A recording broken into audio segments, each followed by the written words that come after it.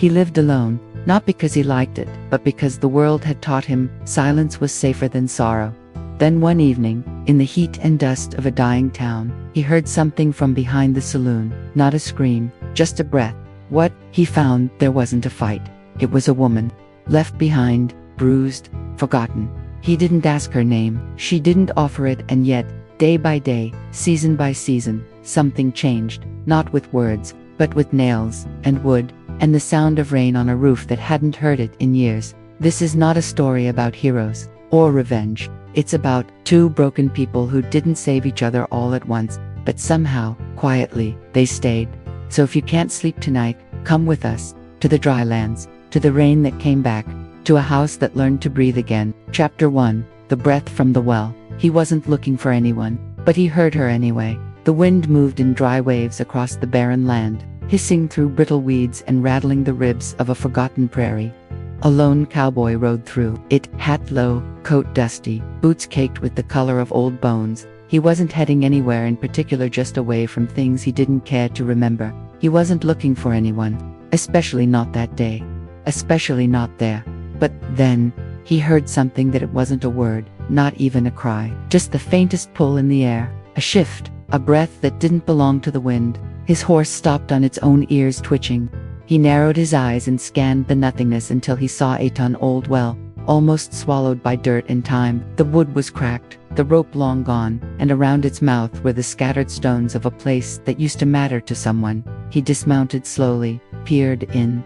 There, in the shadowed hollow, two eyes looked back at him, wide, dry, half mad with thirst, and yet still anchored to something deeply, stubbornly alive. She didn't call for help, didn't reach upward, just stared like she'd long given up the idea that anyone might look down and actually see her. He didn't speak, didn't ask what she was doing there, who had left her, or how long she had been fighting off the dark. He dropped a rope. She didn't thank him, didn't weep or collapse when she reached the surface. Her legs barely held, but her spine stayed straight. Dirt clung to her like armor. Her face was battered, her lips split, and still, her silence said, "I'm here, but don't ask how." He nodded. Once. WORDLESSLY. And that was the agreement. They rode back together without a single word. The sun burned the plains behind them. Coyotes watched from a distance. Somewhere, someone had thrown her away like a broken thing. But here, next to a man who hadn't asked for her name, she sat upright in the saddle, letting the wind comb through her hair. When they reached the cabin, just four walls and a leaking roof, he opened the door, stepped aside. She didn't hesitate, walked through it like it was always meant for her. That night, he sat in his usual chair, the fire low and cracking. She rested across the room on a patchwork blanket, the well dust still in her nails. It didn't speak. They didn't need to, because sometimes the loudest story begins not with a scream, but with the quiet sound of breath rising from the bottom of a well. Chapter 2. The House with No Rain. He offered shelter, not questions. She offered silence, not fear. The cabin stood like a forgotten verse in a song no one sang anymore. Its roof had holes the stars peeked through at night, and the wind came in, uninvited, through the walls. The front step creaked like it hadn't been touched in seasons, and every nail held on like it was doing the place a favor. It wasn't much, not a home, not really, just for crooked walls, a sagging bed, a table that leaned left, and a fire that needed coaxing even on the coldest nights. But it was his, and now, it was not only his. When they arrived, dusk was already licking at the edges of the sky. He didn't gesture grandly toward the house, didn't say, "This is yours now," or "You're safe." He simply pushed the door open, stepped inside, and left the door wide behind him. She paused at the threshold. Dust hung in the air like old ghosts. The floorboards moaned under her weight as if surprised by it. She didn't ask where to sit, didn't move toward the bed, the fire, the corner with the blankets piled like forgotten winters. She simply folded herself into the far corner of the room, where the shadows lived, and stayed there, watching, always. Watching. Her silence wasn't empty. It was full of choices. She didn't flinch when the wind howled, didn't startle when the fire popped. She didn't speak his name. She hadn't been told it, and she didn't ask for his story. But she noticed everything. The way he always cooked 2 eggs instead of 1, though he never looked at her when he set the second plate down. The way he always sat with his back to the wall, eyes on the door, like he was still waiting for someone to break it down. The way he drank his coffee in 3 quiet sips, always stopping before the bottom, like something bitter waited there. He gave her no rules, no expectations, only space. Space to sit, to breathe, to not be afraid. And she gave him something in return, not gratitude, not words, just presence. She stayed. She didn't run when the coyote howled close. She didn't cry in the night, didn't wander. Outside she stayed like a root growing sideways through stone, an invited, unshakable dot.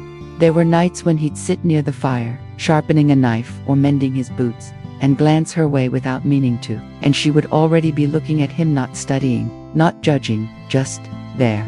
She never touched anything, not the books on the shelf, not the coat on the peg, not the shotgun resting near the door. She moved like someone who had learned long ago that touching things meant punishment, that space could be taken away as quickly as it was offered. So she claimed nothing, not even the air dot, and still somehow the house began to change. Not all at once, not in ways you'd notice from the outside, but the fire burned a little longer at night. The dust didn't settle as quickly. The silence didn't creak the same way it used to. He never asked her to do anything, but when he came in from chopping wood one morning, he found his boots by the fire clean, and his shirt, the one with the ripped sleeve, mended with a tiny, perfect stitch. Not a word was spoken about it. He left a blanket folded by her corner the next day. That night, she used it. They never crossed each other's lines, but those lines began to blur. She didn't bring rain to the roof, not yet. The leaks still dripped on cold nights, and the wind still whispered through the gaps, but there was something growing. Not noise, not comfort, but stillness with meaning, the kind that wrapped around to people like a quiet promise. And one night, when the storm came hard and fast, shaking the roof like a warning, he looked over to find her still in her corner, but not curled in fear, just watching. As always, he stoked the fire, pulled his coat tighter, and glanced her way. She didn't speak. She didn't need to, because for the first time in years, the house wasn't empty, and even if the rain hadn't come yet, there was something waiting in the silence that felt like it would. Chapter 3. The floor she swept before dawn. She didn't ask to stay, but she began to belong. Before the light touched the window panes, before the birds stirred or the coyotes finished their song, she was awake, not because sleep had betrayed her, never truly came, but because silence was the only time she could move without being seen. The floor was cold beneath her bare feet. The boards groaned like they didn't quite trust her yet. But she walked, anyway, slowly, carefully, with the kind of grace that comes from years of learning how not to be noticed. She found the broom in the corner. The handle splintered and soft from use. It wasn't hers. Nothing in the house was. But still, she picked it up. The first stroke stirred the dust, long settled, undisturbed, like the quiet in his eyes. Each sweep carved a path through the past, dried mud, brittle straw, a forgotten nail. Her hands moved with purpose, not to clean, not really, but to do something real, something that wouldn't vanish when she blinked. She didn't need to ask permission, because no one was awake to say no. By the time the sun had slipped, a pale hand, through the torn curtain, she had swept every room. The cabin felt different, lighter, not cleaner, but more awake, like it, too, had opened its eyes. She didn't stop there. In the afternoon, after he left to check the fence line, she found a cracked clay pot tucked behind the woodpile. One of its handles was missing. The rim had chipped, uneven and tired. It reminded her of the people who had thrown her away before. So she knelt beside it, found a little tin of resin in a forgotten drawer, and began to mend. Not because she needed it, but because she could. The crack wasn't ugly to her, it was familiar. When the pot was whole again, she placed it gently on the table, not to be seen, not as a gift, just there, useful, present, like her. Then came the chair. It was missing a leg, not fully, but cracked in the joint, leaning like a drunk against the wall.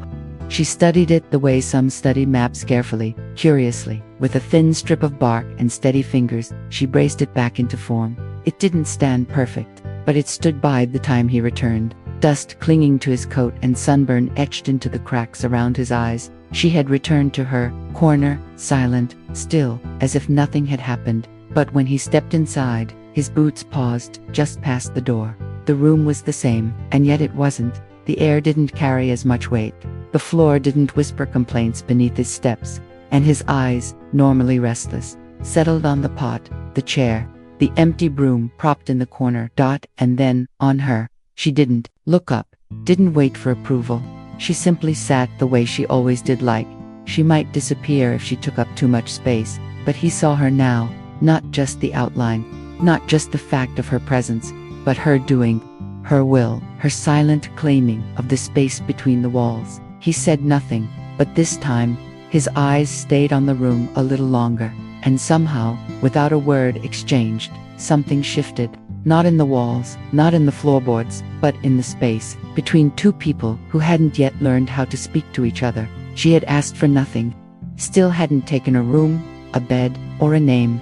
But that day, when the sun dipped low and the sky turned the color of worn denim, he set down to spoons instead of one, and neither of them moved to explain it. Chapter 4. When the dust spoke. She hadn't spoken a word, but the town began to whisper. It started with the blacksmith's boy. He came running home one afternoon, breathless and wide-eyed, tugging at his mother's sleeve with soot-covered fingers. "There's a girl," he said, walking beside the cowboy, the quiet one, the one with the scar on his boot. The mother frowned, not because she was surprised, but because she wasn't single quotes to soon. The whispers thickened like summer dust before a storm. They called her the well girl, not out of cruelty, at least not yet, but out of the town's habit to name what it didn't understand. People always needed something to point at, something to talk about when the weather wouldn't. She didn't know she was being spoken of, or maybe she did. She moved through the edges of the town like a breeze no one could quite catch. No shoes, no smile, no sound. Her dress hung off her shoulders like it didn't quite belong to her. It probably didn't. She didn't carry a basket or a name, just a piece of string in her hand, and a silence so complete it seemed to hush the earth around her. The first time she walked into town, it wasn't for attention, it was for rope, a short length of hemp cord, coarse and rough. She found it hanging outside the supply shop, priced in dust and disinterest. She didn't ask for help, just placed the coins dull and warm from her palm, the wooden counter, took the rope, and turned without waiting for a thank you. She didn't look anyone in the eye, but the town looked at her. The butcher's wife narrowed her eyes from behind a curtain of fly-swatting beads. A boy stopped tossing his ball mid-air, watching her pass like a ghost in daylight. Even the saloon door stopped creaking for a second as someone leaned out to stare. Was she his slave? His secret? His sin? No one asked her, no one asked him either. But they talked. They said she walked like she was listening for something, like every step was a question, and every silence was an answer. They noticed she didn't flinch when the drunk shouted from the corner, didn't pause when the preacher's wife whispered too loudly to be polite. They watched her return the same way she came, in dust, in quiet, with only rope in hand and her eyes on the ground. That night, as the wind kicked sand against wooden walls and dry grass rustled in the fence lines, the town spoke her name in every corner it could. The girl from the well, the shadow in his doorway, the one who never speaks. And still, she said nothing. But silence doesn't mean absence. It means presence on a different frequency. In the cowboy's house, the rope she brought tied the shutters that wouldn't stay shut. It held the broken handle of the water pail. It fastened a sagging beam in place. Quiet repairs, invisible stitches. She didn't need to announce herself. The dust had already done it. And somehow, in a town where people never stopped talking, her silence started to echo louder than words. Not everyone understood her, but some began to respect her, because it's one thing to arrive without a name. It's another to be remembered without ever saying a word. Chapter 5. The thunder inside. He thought he had rescued her, but he was the one being undone. It wasn't the storm outside that woke him. It was the one he carried inside. Lightning split the night in crooked veins across the ceiling, but his eyes were already wide open, pupils blown, and breath cut short. Sweat soaked his back. His fists were clenched around something long gone, something he couldn't name anymore, but still remembered with his whole body. The old wooden floor moaned as he sat up. The wind rattled the cracked panes. Somewhere, far, thunder rolled like a warning, but the sound that stilled him was softer than all of that. A hush, a shift, a presence. She was there in the farthest corner of the room, knees pulled to her chest, arms wrapped around them. She sat like shadow, folded into form. Her hair was loose, tangled from sleep, or maybe she hadn't slept at all. In her lap, a blanket, thin, worn, held with the reverence of something sacred. She hadn't come to speak. She never did, but there was something in the way she looked at him through the dark. Not wide-eyed, not frightened, just steady, like she'd seen storms like his before, like she knew better than to ask what haunted him. He couldn't meet her gaze, not because he was ashamed, though maybe he was, but because he realized something he hadn't dared feel before. He wasn't alone. All this time, he thought he'd been the one who pulled her from the well, the one who'd opened his door, the one who gave her a chance to survive. But here she was, sitting in the dark, holding space for the part of him he'd buried even deeper than her silence. He felt the tremor in his hands ease, his breathing slow. The room still smelled of dust and dried wood and winter air slipping through the cracks. But her presence had weight like earth after rain, solid, grounding. When he lay back down, she rose, not quickly, not slowly, just enough to place the blanket over him with care so practiced it might have been memory. And then she returned to her corner, not out of distance, but respect. He didn't speak. She didn't need him to, because some thunder doesn't come from the sky, and some rescues don't come with ropes. That night, he slept. Not because the storm ended, but because someone stayed through it. Chapter 6, The Broken Shovel. She tried to fix the land. The land tried to break her. She didn't ask for the seeds. She found them, old, forgotten, tucked in a rusted tin beneath a loose floorboard in the pantry. Someone had once believed they'd grow. She chose the smallest patch of dirt behind the cabin, just where the morning sun touched first. The soil was hard, cracked like old hands, unforgiving. She knelt anyway. The shovel was older than both of them, its handle splintered, its edge dull as bone. Still, she dug quietly, not because no one was watching, but because silence had become the language she trusted. With every thrust, the ground fought back. With every push, her palms grew redder. She didn't stop. Late in the afternoon, when the sun began its slow bow behind the hills, she pressed the seeds into the soil, not deep, just enough, and covered them with care. No words, no promises, just a gesture. That night, her hands bled where the wood had torn them. Her fingertips pulsed. But when the cowboy came back from town, she didn't show him. He noticed, anyway. At dawn, he found her there again, kneeling, the same patch, same quiet resolve. The shovel lay beside her, snapped clean at the neck. She didn't cry, she didn't curse. She just scooped the earth with her bare hands. He didn't say anything. He didn't ask why. He simply walked back inside, returned with a hammer and iron nails, and handed her a tool rebuilt from scraps. It wasn't new, it wasn't perfect, but it was something made for her hands. They didn't talk. They never had to, but as she took it and met his eyes for the first time in days, something passed between them, like a thread catching light. She dug again. The earth still resisted, but this time, it felt different, as if the land was beginning to listen, and maybe that's what healing looked like. Not lush fields overnight. Not rain that came when called, but hands that bled and still reached forward. By the third morning, sprouts broke the surface. Small, fragile, defiant, the kind you almost miss unless you're looking for hope. She didn't smile, but she stayed a little longer that day, and he, standing in the doorway with his coffee, stayed to. The earth hadn't welcomed her easily, but now it held her story just beneath the dirt.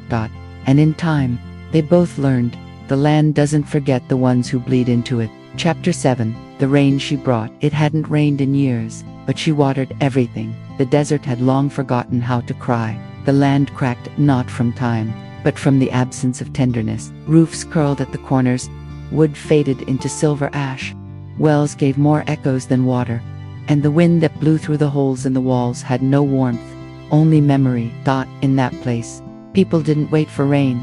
They stopped believing in it. And in that cabin, on the edge of a dry horizon, a cowboy and a girl lived like ghosts in a house that forgot it had once been alive. He still rose early, lit the stove, whether or not there was food to warm. She still moved without a sound, like a thought you weren't sure you had. And though they shared space, air, and silence, they had yet to share belief. Until one evening, one quiet, windless evening, she stood by the window longer than usual. Her eyes traced the shingles of the roof, as if they were lines in a book she hadn't finished reading. She touched the glass with the tips of her fingers, then turned and left the room without a word. He thought nothing of it, until he heard the ladder drag across the ground. until he heard her steps above him. Light, precise, determined. He opened the door and stepped out. Looking up, there she was. On the roof, knees dusty, braid half undone, hands full of scraps, old cloth, flattened tin, broken hinges from a drawer that hadn't opened in years. He didn't call out, didn't ask her what she was doing. That wasn't their way. She moved like someone patching up a memory. She knelt along the weakest parts of the roof, tucked the cloth into the cracks where the sky peeked through, flattened the tin over holes that once whispered wind into their sleep. Her fingers were fast, intentional. This wasn't a chore, it was a prayer. By the time the stars arrived, she had climbed back down. Not a word was spoken, but when she walked past him to go inside, her hand brushed his sleeve barely. Just once, like punctuation to a sentence, she didn't say out loud. That night, the wind came again, but it didn't howl. It sighed, softly, respectfully, as if the roof no longer belonged to the desert, but to her. And then, it happened. Morning came slower than usual. Clouds, real clouds, sat like old tired horses above the hills. They didn't threaten, they didn't promise, they just lingered. By noon, the sky broke open, not violently, gently. Raindrops landed like footsteps, hesitant, unfamiliar, one by one at first, like the beginning of a story no one remembered how to tell. She was in the kitchen, hands deep in dishwater. He stood at the window, mug warm in his hand, eyes wide with something like disbelief. And when he opened the door, he didn't step out, he just stood there, listening. The rain didn't roar, it whispered. It ran down the patched roof and dripped into the barrel she had placed days ago, just in case. It trickled into the soil she had turned over with her broken hands. It kissed the wood of the house, and for the first time in years, the house responded. It exhaled.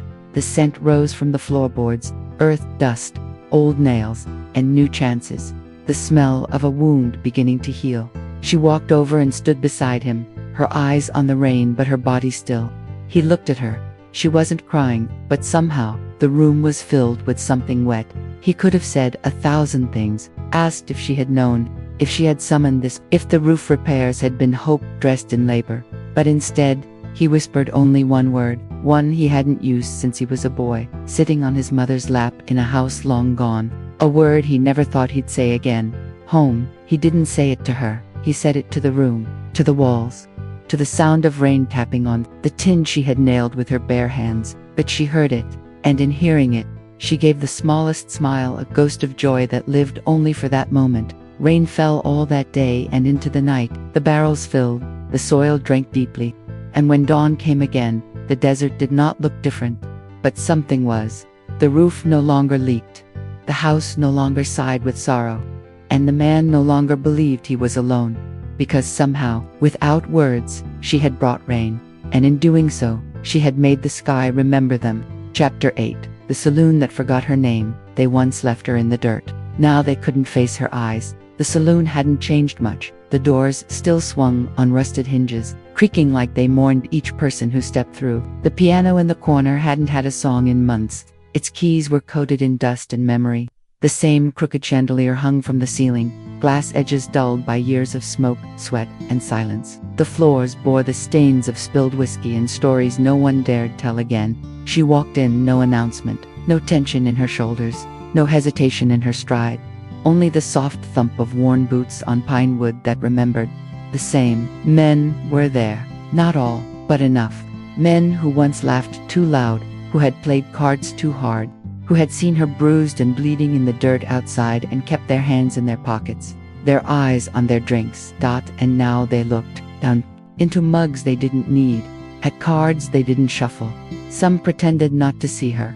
Some pretended they didn't recognize the shape of the memory she carried in her bones, but she wasn't there for them. She walked past the tables, past the mint, and past the long, cracked mirror that once reflected her silence like a scream. Behind the barkeep stood still. He was older now, grayer, the kind of tired that seeps deeper than skin. When their eyes met, he didn't flinch. But he didn't greet her, either. Maybe he thought he didn't have the right. She set a small piece of paper on the bar. A list, nails, 3 wooden boards, 1 bag of flour. The barkeep took it silently, turned to gather the items. Not once did she ask the price. Not once did he name one. When he returned, Placing each item in front of her, he added something extra. A small pouch of coffee beans. She looked at it, then at him. He didn't explain, and she didn't refuse. She packed the items carefully into a sack she had brought, tying it with the same quiet grace with which she'd once stitched her own wounds, and then she turned to leave. No word spoken, no confrontation, just footsteps toward the door. But before she reached it, a voice rose low, cracked, full of old guilt. You. You never said nothin'. She paused, not for long, just enough to acknowledge the weight of the words. She didn't turn around, didn't ask who said it, didn't answer, because she didn't need to. Her silence had already said more than their apologies ever could. She pushed the doors open, and the sunlight poured in like forgiveness that didn't belong to anyone inside and outside. The world kept moving. She crossed the dusty road, sack over her shoulder, eyes fixed not on the past but on the path ahead. The cracked one she was still mending, one nail at a time. The boards she carried weren't just for repairs, they were for rebuilding faith in places that had none. The flour wasn't just for bread, it was for feeding the mouths of those who'd never learned how to say thank you. And the nails, those she drove not into wood, but into the cracks of a town's conscience. By the time she reached the edge of the settlement, where her house waited, still patched, still imperfect, still standing, the sun had begun to set. A boy stood on her porch, barefoot, watching her. Did you go to town? He asked. Wide-eyed, she nodded, setting the bag down. Was it scary? She knelt, opening the sack and handing him a small cloth pouch. Inside were 3 pieces of hard candy. No, she finally said. Just one word, but it held the weight of everything. The boy smiled, ran off. She stood there for a while longer, hand resting on the wood of her home, wood she had mended, stained, held together. Inside, the kettle whistled. Outside, the wind passed gently through the trees. And back in town, in a saloon where men once laughed at a woman's fall, silence hung like a photograph nailed to the wall, permanent, unblinking. They had forgotten her name, but she hadn't needed one. She had become something else. Not a name, not a memory, but a presence. Like rain that falls whether or not you deserve it. Like nails that hold up roofs for those who once let them fall. Chapter 9. The room she opened. He had locked it for years. She walked in anyway. There was a door in the house that had never made a sound, unlike the others, which groaned, whined, or clicked with age. This door held its breath, tightly shut, tightly forgotten. It blended into the wall like a scar under clothing, visible only to those who knew where to look. The cowboy never mentioned it. And she, in all her quiet, had never tried the handle, until one morning. She did not out of curiosity, not out of rebellion, but because the dust gathering beneath the door had started to spread like silence left too long unattended. The knob turned with a subtle click, not locked, just left behind. She stepped inside, no drama, no gasp, just her bare feet pressing into old floorboards as if to ask permission. The room was dim, but not dark, the kind of forgotten dimness that clings to the corners, hesitant to fade completely. Curtains, or what used to be curtains, hung limp on either side of a single narrow window. Dust floated through the beams of pale light like soft, weightless regrets. It was a bedroom once, or maybe not. It was hard to tell. On the far wall, an old bed frame leaned sideways, the mattress gone, springs rusting like sorrow, left out in the rain. A shelf sagged beneath the weight of years, books with yellowed pages, a tin box, a glass bottle half filled with river stones, and in the corner, on a wooden chair with a missing leg, rested a guitar, cracked, silent, strings slack, like they had surrendered to time. Off the guitar hung a photograph. She walked over and wiped the glass with her sleeve, not to invade, but to see, to understand. The photo showed the cowboy, younger, his eyes sharp but tired, standing beside a woman. Her hand was on his chest like a memory trying to stay. Her smile was faint, the background was blurred, but the pain in the photo had aged, like wine, deeper, stronger. The girl didn't touch anything else. She opened the window. That was all. It stuck for a moment, paint peeling, frame swollen with years of heat and memory. But then, it gave way with a soft crack, and fresh air slipped in like forgiveness, not rushed, not demanding, just there, finally. She left the door open behind her, didn't hide the fact she'd gone in, didn't explain why. She returned to her work, repairing the edge of the porch, folding clean linens, watering the stubborn little sprout that kept pushing through dry soil outside the kitchen window, as if nothing had happened, as if everything had changed.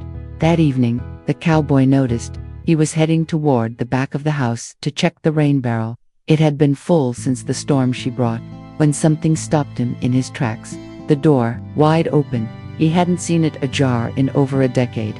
He stood in the hallway, breath caught somewhere between memory and marrow. For a second, his hands clenched, not in anger, but in defense, as if afraid of what might have been moved, touched, stirred. But when he stepped into the room, he understood.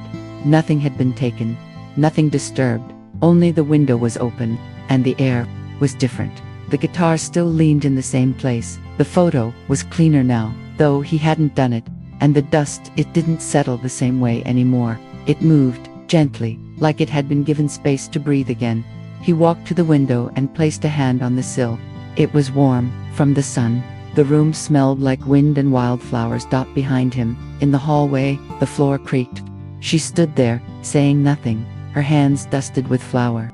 Her hair caught in the breeze that now ran through the house like it belonged there. Their eyes met, not in confrontation, but in acknowledgement. She hadn't invaded, she had opened. And in doing so, something inside him gave way too. Not like a door kicked down, more like a lock that realized it had been waiting to turn. That night, over a quiet supper of bread and beans, he asked her if the window had been difficult to open. She nodded once, then smiled. The first one he'd seen. Not wide, not loud, just enough to say, some rooms aren't meant to stay shut forever. And when he went to sleep that night, he left his bedroom door cracked open too. Just a little. Chapter 10, The Rain That Stayed. She never left. Even when he did, he didn't wake up that morning. The sun rose like it always had, pushing its golden fingers through the crooked edges of the roof, brushing the wooden floor where her footsteps used to fall before dawn. The kettle hissed gently on the stove. The air smelled of coffee, of quiet, of dust softened by memory. But he didn't stir. The blanket still reached his shoulders, tucked the way she always did, not out of duty, but care. His hand rested where it always had, near the edge of the bed, palm open, as if holding something, as if waiting for one more day to slip into. She found him like that, still warm, gone. She didn't cry, not because she wasn't broken. She was, but some things cracked without sound. Her silence wasn't empty. It was full of every sunrise he had watched alone before her, of every unspoken thing between them, of every moment they had built without asking for permission or forgiveness. She closed his eyes gently, sat beside him until the kettle stopped hissing. Then she stood and started to dig, not far from the back porch, where years ago she had broken the land with bare hands and a dull shovel, where bruises and blisters bloomed before the first sprout did. She dug there. The earth was softer now, like it, too, remembered. By noon, the hole was ready. She lined it with cedar and cloth, not much, but honest. Before laying him down, she kissed his forehead, not like a lover, but like a survivor, saying thank you to a fallen guard. Her hands never trembled. She placed the old tin cup beside him, the one he'd carried to the well every morning, even after she came.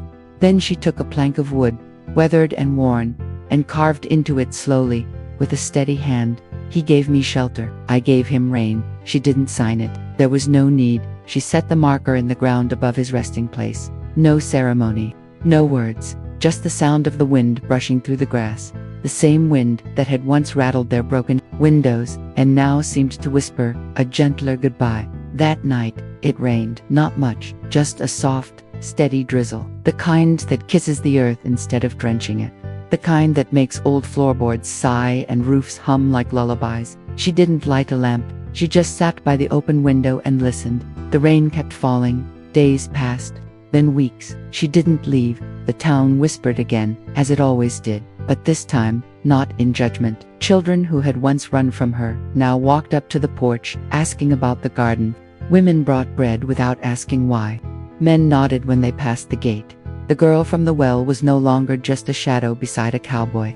She was the roof now, the nail in the beam, the sound in the silence. Years went on, things aged, some broke, others bloomed. She never remarried, never left, never changed the marker.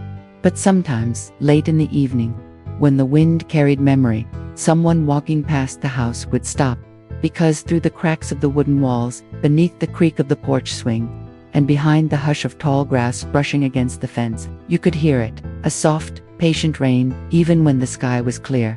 No one could explain it, and no one ever questioned it. If this story settled somewhere quiet inside you, let it stay, like rain on a roof long after the clouds have passed. Tell us, where are you watching from tonight? And did you hear the rain too? Like, comment, subscribe. We'll leave the porch light on.